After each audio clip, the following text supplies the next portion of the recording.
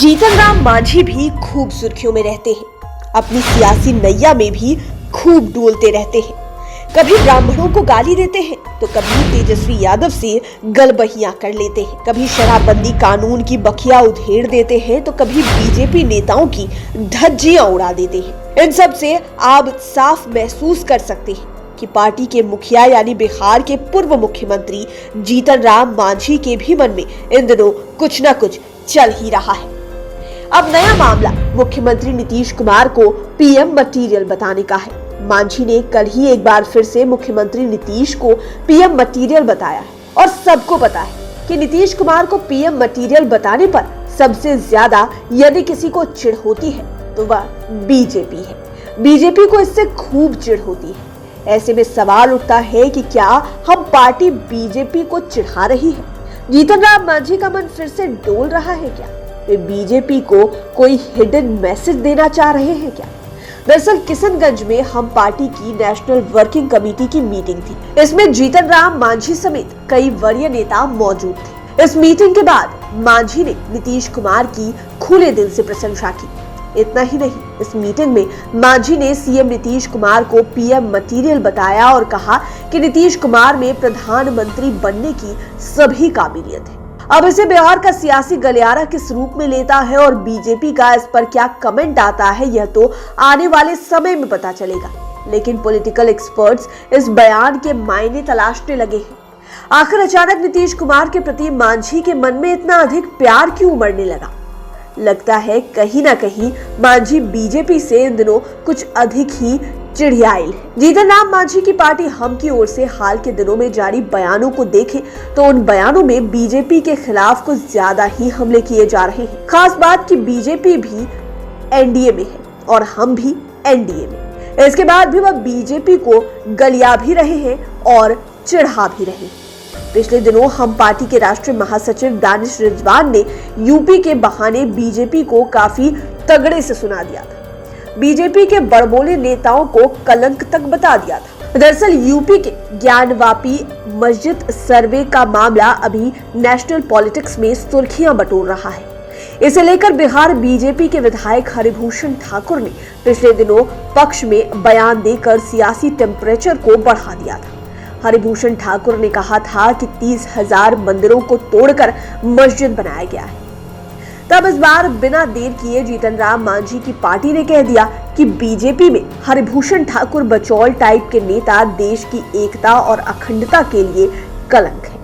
वे media में बने रहने के लिए ये सब करते हैं। उनकी तो बिहार में भी सरकार है और केंद्र में भी सरकार है, तो फिर क्यों नहीं सरकार के पास या फिर कोर्ट में जाते हैं?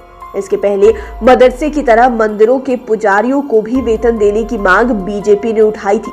तब जीतन राम मांझी इसके विरोध में खुद सामने आए थे। सियासी गलियारे में जेडीयू और बीजेपी के बीच अंदरूनी तनातनी को हर कोई महसूस कर रहा है।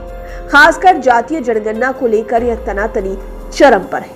हालांकि सर्वदलीय बैठक और कैबिनेट मीटिंग में भी बीजेपी के नेताओं और मंत्रियों ने सपोर्ट किया है, लेकिन बीजेपी के कुछ नेताओं को लग रहा है कि जातीय जनगणना को सपोर्ट कर पार्टी फंस गई। ऐसे में वे अब जनसंख्या नियंत्रण कानून के बहाने जेडीयू को घेरने में लग गए हैं। पिछले सप्ताह जब कैबिनेट में यह पास हुआ तो उसके 2 दिन बाद ही बीजेपी के प्रदेश अध्यक्ष संजय जायसवाल ने कहा कि इसे जातीय गणना नहीं बल्कि जाति की गणना कहिए। यह सेंसस नहीं बल्कि सर्वे है। दूसरी ओर बीजेपी कोटे से मंत्री बने नीरज कुमार बबलू ने तो जनसंख्या नियंत्रण कानून को सही ठहराने के लिए शराबबंदी कानून को ही कटघरे में खड़ा कर दिया। पॉलिटिकल एक्सपर्ट्स की माने तो जीतन राम मांझी भी विरोधी पार्टियों की तरह ही जेडीयू और बीजेपी के रिश्ते पर नजर बनाए हुए हैं और वे हवा का रुख देखते ही अपनी चाल चल रहे। संभव है कि उनका मन भी डोल रहा है, लेकिन विधानसभा में संख्या बल में वे इतने कमजोर हैं कि कोई बड़ी डिमांड के लिए प्रेशर नहीं बना सकते हैं और इसे जीतन राम मांझी भी भली भांति समझते हैं। कम विधायक होने का उन्हें मलाल भी है। किशनगंज की बैठक में मांझी ने इस मजबूरी को भी उजागर किया। वे कहते हैं कि सभी को ऐसा लगता है कि उनके दम पर ही नीतीश सरकार चल रही है, लेकिन हकीकत में ऐसा कुछ नहीं है। हमारे पास सिर्फ 4 विधायक हैं। अगर ये चारों विधायक हटा भी दिए जाएं, तो नीतीश सरकार के पास 2 अतिरिक्त विधायक मौजूद हैं। उन्होंने यह भी कहा कि अगर हमारे पास विधायकों की संख्या 10 होती तब वह नीतीश कुमार से हर काम करवा लेते और अपनी बात भी मनवा लेते, लेकिन मांझी ने लगे हाथों नीतीश कुमार को पीएम मटीरियल भी कह दिया। पॉलिटिकल एक्सपर्ट्स की माने तो मांझी ने भले ही विधायकों की कम संख्या गिनाकर अपनी मजबूरी बताई, लेकिन कहा जाता है ना कि पॉलिटिक्स में जो सामने दिखता है उसमें भी कोई सियासी चाल छिपी रहती है। उनका इशारा साफ है कि डेटा का सारा खेल है और उनका डेटा भी कई खेला कर सकता है। पॉलिटिकल एक्सपर्ट्स इस पर सवाल दागते हुए कहते हैं कि यदि जेडीयू और आरजेडी एक हो जाएं, तो फिर चाहे तो मांझी महज अपने 4 विधायकों से बीजेपी के खेल को तो बिगाड़ ही सकते हैं। यदि बीजेपी कोई खेला करती है तो इसमें भी मांझी बहुत कुछ कर सकते हैं, लेकिन उसकी संभावना कम है। जहां तक जेडीयू और बीजेपी का एक होने का सवाल है तो इसकी भी संभावना कम है, लेकिन पॉलिटिक्स में संभावनाओं के दरवाजे हमेशा खुले रहते हैं। राजनीति में कब क्या हो जाए कहना मुश्किल है। 2015 में इस राजनीतिक खेल को बिहार की जनता खूब देख चुकी है। यदि कुछ ऐसा होता है तो मांझी का अहम रोल हो जाएगा। इसी अंदरूनी लड़ाई में मांझी एक बार बिहार की नैया संभाल भी चुके हैं।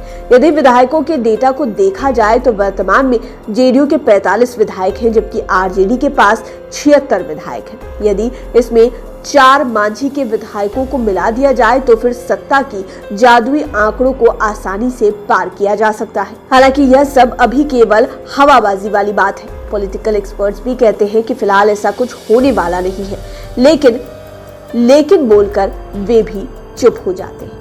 यह भी आपको पता है कि पिछले साल भी नीतीश कुमार के पीएम मटीरियल को लेकर खूब बवाल मचा था। तब बीजेपी की ओर से कहा गया था कि 2029 तक पीएम पद के लिए कोई भी वैकेंसी नहीं है। वहीं जेडीयू नेताओं ने 2 टूक सुना दिया था कि नीतीश कुमार भले ही पीएम मटीरियल ना हो, लेकिन उनमें पीएम बनने की सारी काबिलियत भरी हुई है। पिछले साल ही जेडीयू की पटना में हुई बैठक में भी इस मुद्दे को जोर शोर से रखा गया था। बहरहाल जीतन राम मांझी ने नीतीश कुमार को फिर से पीएम मटीरियल बताकर एक बार फिर बिहार के सियासी गलियारे को गरमा दिया है। हालांकि इस पर न तो बीजेपी का बयान आया है और न ही जेडीयू के नेता कुछ भी बोल रहे हैं, लेकिन पॉलिटिकल एक्सपर्ट्स इसके मायने निकालने में जुटे हुए हैं। लाइव सिटीज के लिए राजेश ठाकुर की स्पेशल रिपोर्ट। अगर अभी तक आपने हमारे चैनल को सब्सक्राइब नहीं किया है तो जरूर कर लीजिए। ये वीडियो फेसबुक पर देख रहे हैं तो पेज को लाइक करें, साथ ही साथ हमें ट्विटर पर जरूर फॉलो करें। धन्यवाद।